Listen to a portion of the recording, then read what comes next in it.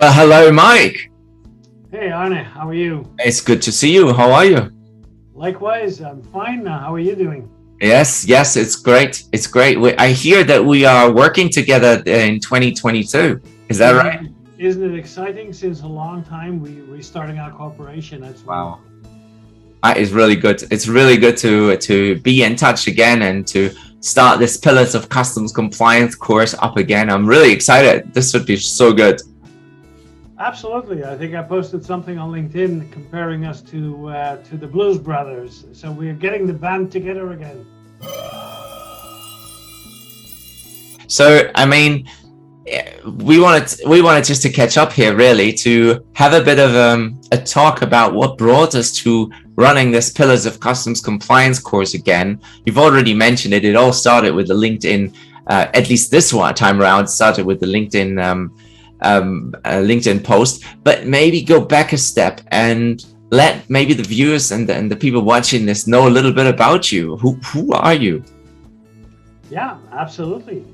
That's a long story, and it starts over 35 years ago with me joining the Israeli Customs and Excise Department in a very meaningless job, opening and closing a gate for trucks and having no idea why I was doing what I was doing.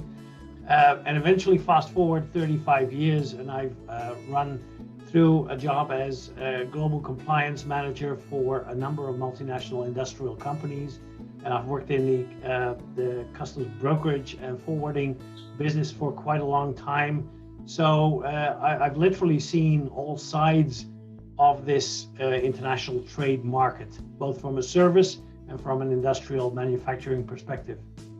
I remember very well. I was in Amsterdam at a conference, and I was presenting the rules of origin solution that the previous company I worked for had. And I was all very happy presenting away. And then I came to the end, we came to the question and answers. And the first person that raised your hand was you. And you were having a really good question, a very good comment on the ice. Do you remember the iceberg in rules of origin? Absolutely. And how I was all about the product specific rules of origin. And then you said, that's not the end of the story, though. That's just the tip of the iceberg. And I still have, and the funny thing is, I've used that iceberg. It must have melted 10 times over in the past 20 years. Yeah. I keep using it because it's still as relevant today as it was 4 years ago, 10 years ago, etc. Yeah. It's great. It's great. Well, I mean, just to complete the picture, I've been in customs and global trade for not 35 years. As you know, well, we know each other for must be a decade now, at least. I've been in customs for some 15 years, so half your time. And I had a really weird way of getting into it because I came via the politics route, so to speak. So I went to the European Commission did an internship there. And then when that finished, they asked me, okay, you want to stay in Brussels, you want to do policy, which one? Do you want agriculture? Do you want transport? Do you want foreign affairs? And I said, what's the one that nobody wants to do? What's the one that is the weirdest one? And I actually didn't know that about you. Did you not? Thank you. Yeah, that's what happens. They said, don't go for foreign affairs because everybody does that. Go for something that nobody else wants to do. I said, what is that? And they said, customs. And I said, why do you need customs? What for? We have no borders. And they said, well, you need it for those where we have the borders. And I went into a meeting and my boss said, whatever they agree, you say no. And I said, what? I don't even know what I'm talking about. And they were like, AEO this, AEO that, UCC this, well, MCC this, right? Back then it was modernized customs code.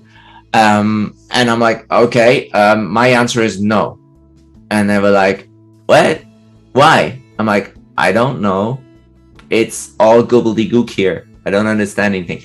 So fast forward a while, this is how I got into customs, and I helped being member of the trade contact group of the European Commission. I got to work on the AEO, of the first version of the AEO and the guidance for SMEs. I did help, even I was lucky, fortunate enough to work with Michael Lux to discuss, let's put it that way, I wouldn't say to discuss the modernized customs code implementing provision and how they should be modernized. That, of course, then led to a lot of discussions making the modernized code be outdated before it even entered into force. So And also making AEO somewhat of the unwieldy apparatus that it has become. Exactly. Right now. Absolutely. Yeah. I remember those beginning days of AEO. I was one of the criticasters of the whole AEO program. Yeah. And that was 2008, I think, and we're about 13 years down the line. And I think I wasn't wrong in many things. It's brought us a lot, but not everything that it was supposed to.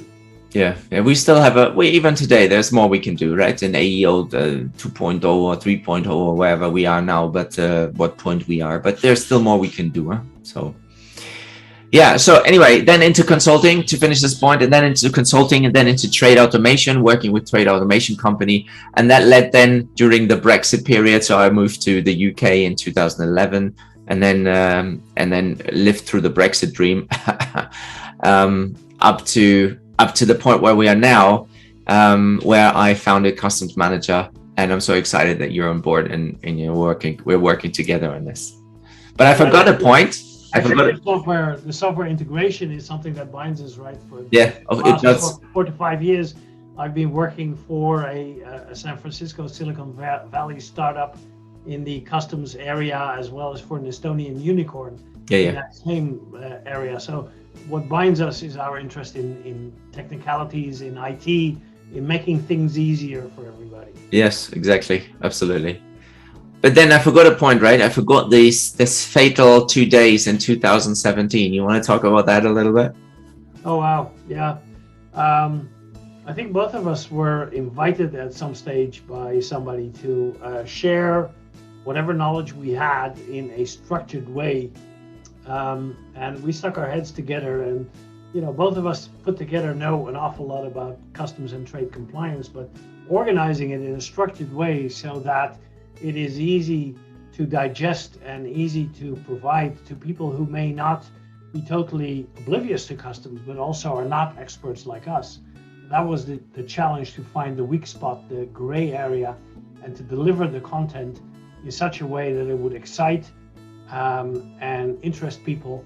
And we eventually came up with this model of 4 parts that we call pillars, and each pillar, dedicated to one part of what we call customs compliance. If I may name them: classification, valuation, origin, and the whole process, the bureaucratic process around these things.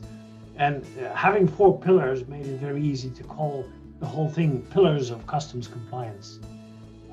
We ran that, both of us, and fair to say that we had an immense amount of fun. But also fair to say that the people who took that 2-day masterclass still remember it until today and ask for more and for a repeat. And that's why we're talking today. Exactly. And what I loved about this was the interaction, right? It was not you and me lecturing, saying, here is the content, now please go away and fetch. But everybody in there was experienced to some certain degree, could relate to real life cases, and we could discuss it through. They could say, whoa, I have this experience, and then we would comment on that and say, well, this is right or this is not right. So so I thought it was, from an interaction point of view, it was really great. Absolutely. I remember it. Absolutely. And I think I read somebody on LinkedIn saying, I remember it as if it was yesterday. That was one of our course participants who said that, not even a few days ago, which I think goes to say that the recipe was good, the taste was good, and the aftertaste seems to indicate that we need more. Yeah. We need to get cooking, Arne. Awesome. Well, look, we have an opportunity to catch up again, right? Because we are going to look into each of those pillars: classification, origin, valuation, and then customs management, the processes and procedures and the bureaucracy and the HMRC systems, or the e-custom systems, the German Atlas, the Dutch, whatever your system's called. It has a new name now, I think. So I'm excited to have more sessions like this, catch-up sessions, as we prepare for pillars of customs compliance. So thanks so much for checking in with us, and I can't wait to be at another session next time. It was a pleasure talking to you, Arne. See you next time. Thank you. Bye.